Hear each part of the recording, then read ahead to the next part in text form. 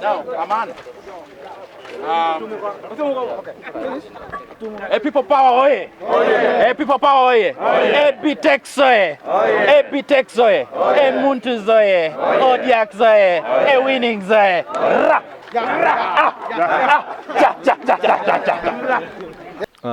Yeah, abalabi baffe abalungi abamu nombaniriza olunaku lwa leero yadambayo gemanya gange olunaku lwa leero nno tuvuddeko mu Kampala tuvuddeko mu Kampala ne Buganda okutwaliza awamu Central yonna tugivuddemu ng'era olunaku lwa leero twagala twambukeko eno mu Lango Sub-region oba Northern Uganda bizze byogerebwa nti people power tekoze bulungi nnyo mu byalo era ng'abantu abasinga bagamba people power ng'ekisinde tekikoze bulungi nnyo mu byalo naddala areas zinene eza Lango Sub-region okusinziira nti abantu bazze bakyogera nti region eno oba ekifo kino eno kijjuddemu bana NRM okusinga era nga abantu bayo abasinga bawagira NRM kubanga n'omubaka yennyini akiikirira ekifo kino eno ava mu kibiina kya NRM so abantu abasinga baali bagamba nti region eno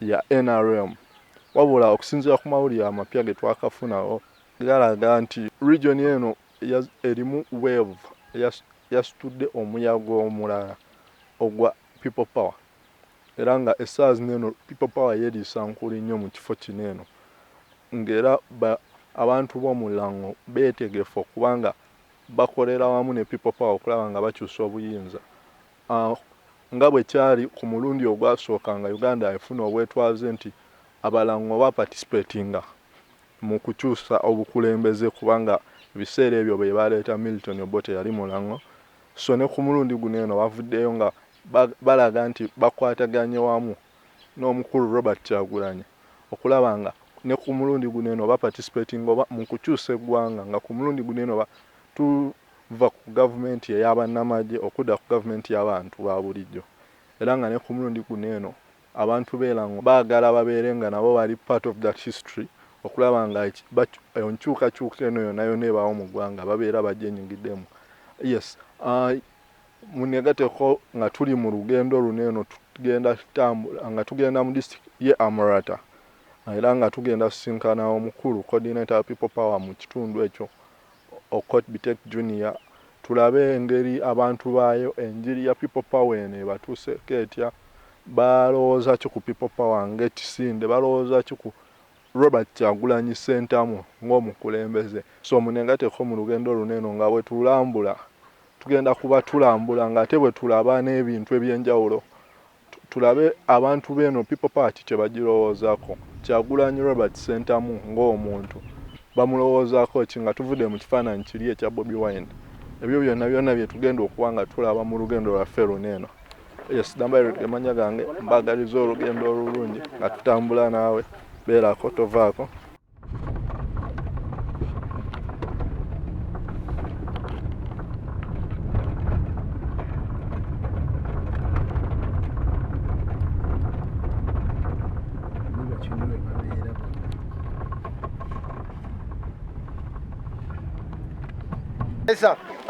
John Ame Kyoga, Wando T ready, emission Wame 2021. Abina mi uchem, amantindo hami u face mask, jama polu unini wangunu, eti bedu unukuni kwa kunu kui, aripiero wa cheldongo, dotu ununuko. My people of Kyoga constituency, today we deemed it fit as the People Power Movement and as the coordinator of the movement in Lango Sub-region to start it from where our people are most hit. It is not alien or it is not far-fetched. It doesn't require rocket science to know that people are yearning for change, as you see young people who have a generational cause with us at the time. So receive the face mask. We shall be able to distribute more equipment that you need to protect yourself during this period of COVID-19. We intend to take care of other people in other communities who cannot afford the face mask. Thank you very much. Put the face mask so that we may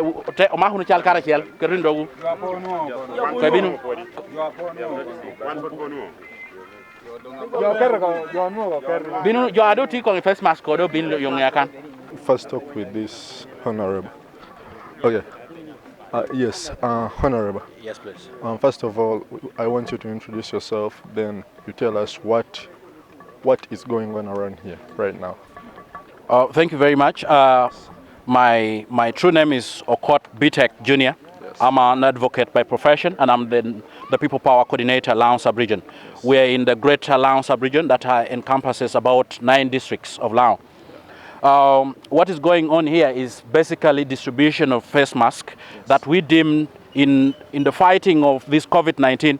All political organizations, inter alia, PP, the People Power Movement, any other political party is engendered to join the fight to curtail the spread of COVID-19. And this can only be taken care of by doing what we can, like giving the face mask or advising our youth to keep social distance and all that we could. But amidst this COVID-19, the people are under dire need for change in the district or change in the country.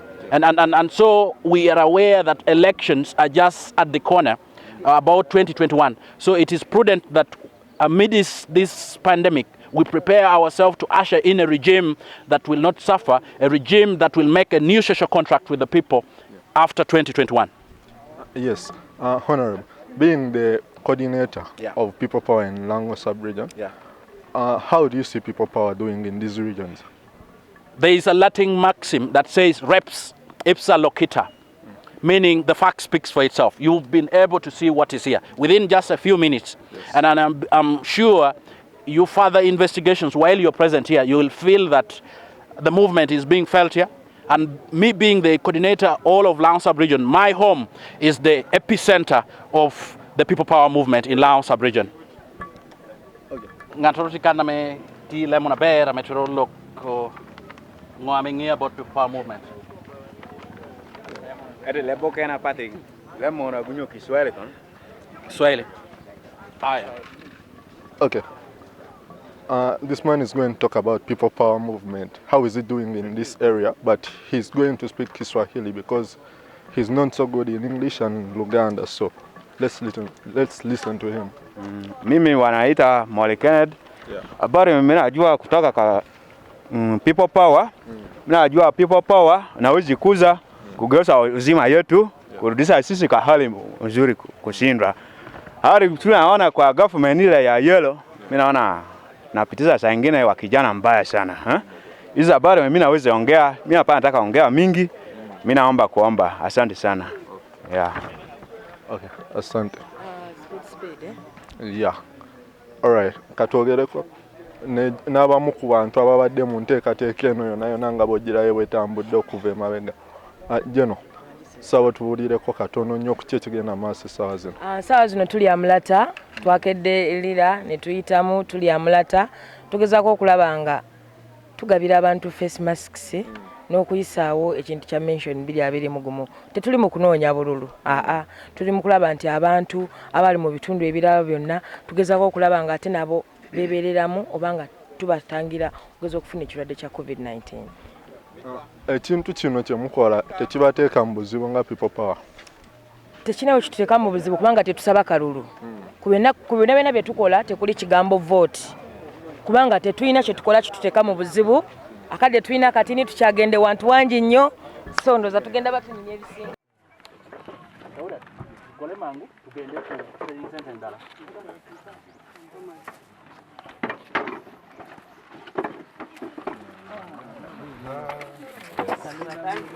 Very speedy. Hello. Mango.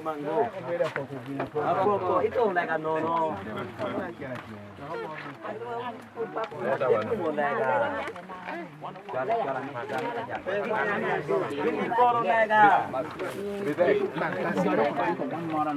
Bitek. Ni ang pakula. Ni gusto pakula. Man ko kay damon ko man ko. May na kilon tin kay damon.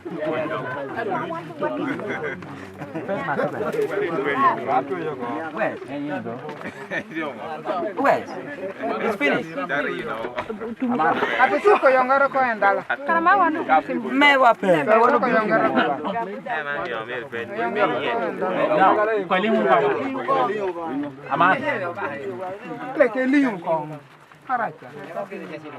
Yo amonu first mask ko ruhu ko me we ko timune short Experiment. 3 minutes. Chop. We go. Ora munu yo na me send drum. Itie una be. Boy unu kanyo ide me corona ni. Oberu uni lockdown ni piera biru wie. Iwire entro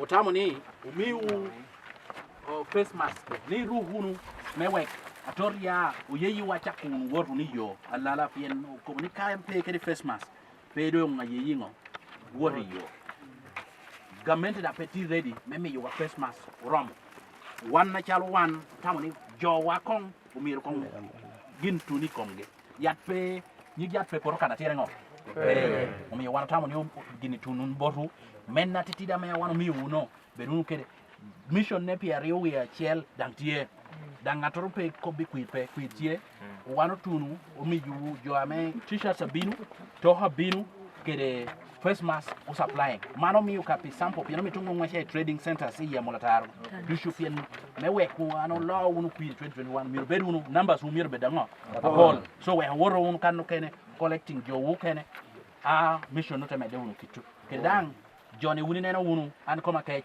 mana dongu wuni ni do hatia wire kanne yini nena unu kitame jo cha ko wire kede ke do cha wire yo ka manu beru kan aya ara kwa yo muni toha binu I'm going to talk to me, Amando, and I don't get it. Can you move for me? There is no way I can move without next time. There is no. No, first master mo dong, ana binu supplying and they come up and permit ni job worwa gorang. A people power oye. A Pitex oye. Winning oye. 21 oye. Oh dear.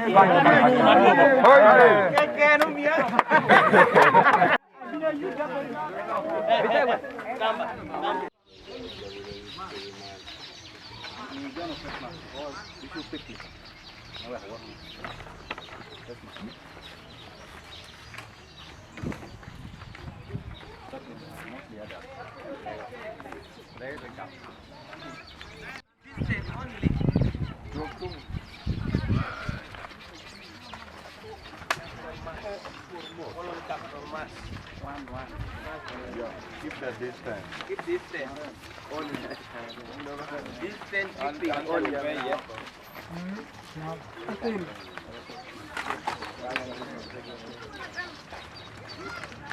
They taking no face mask over. Get the face mask.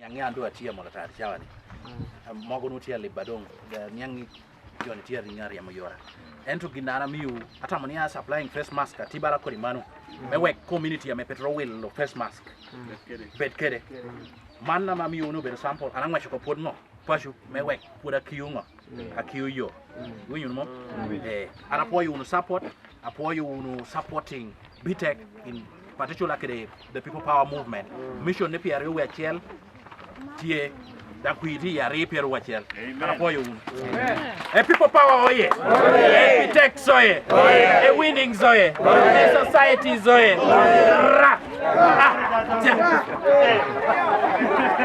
olugendo lubadde luwanvu nnyo naye nga obudde buneno tutandikidde mu town oba town center eno bagiyita Odiak eyitibwa Odiak amanya ge bangambye so wano we tutandikidde era nga we tusanze omukulu Okot BTEC Junior nga ali mu kugezaako okugaba masks n'okulaba nga abunyisa enjiri ya people power mu bantu b'ekitundu kino eno ng'era tumusanze ali mu kugaba masks n'ebipande eby'enjawulo eby'omukulu Robert Kyagulanyi Ssentamu. Abo tuvudde wano tuzze ku town bagiyita Muntu P7.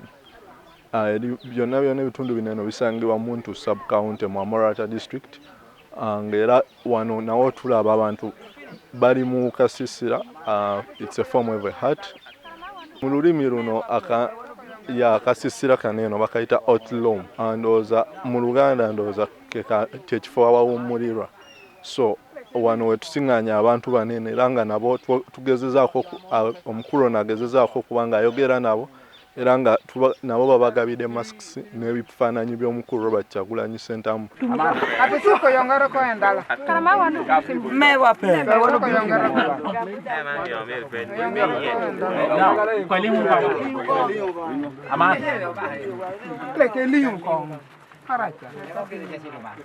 Yo amonu face mask ko ruhu ko me we ko timune short Experiment. 3 minutes. Chop. We go.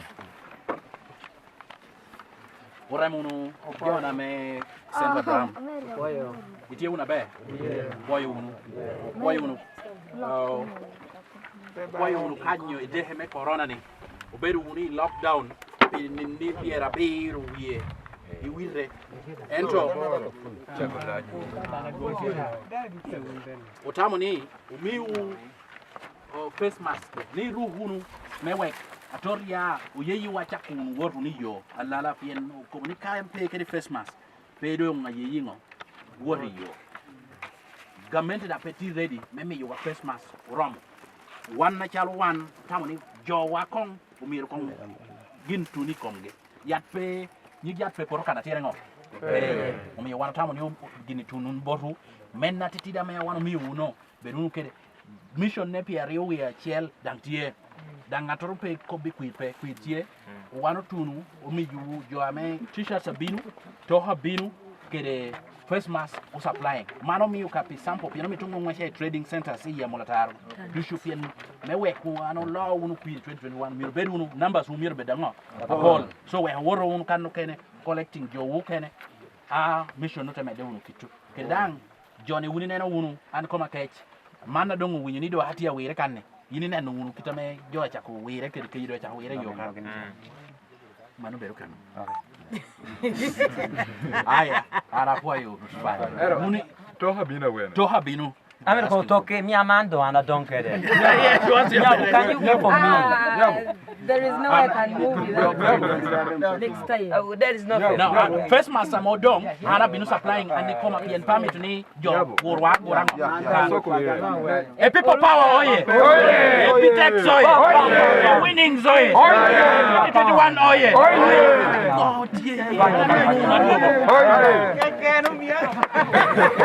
Ya elanga ne wane no tuvuddewo ne tweyongera mu buga akaddaako akamanyiddwa nga Muntu Society ng'era ne wane eno nawo embeera badde yamwagabye ebipande ne masks era n'amaliriza mu town council ya Morata era nga wano nawo embeera badde yemu okutwaliza wamu ebintu byonna activities tuzikola ya mbabaza nnyo okuba nga mutambudde nange mu lugendo luneeno yadambalirge manya gange mwebale nnyo mwebale ddala.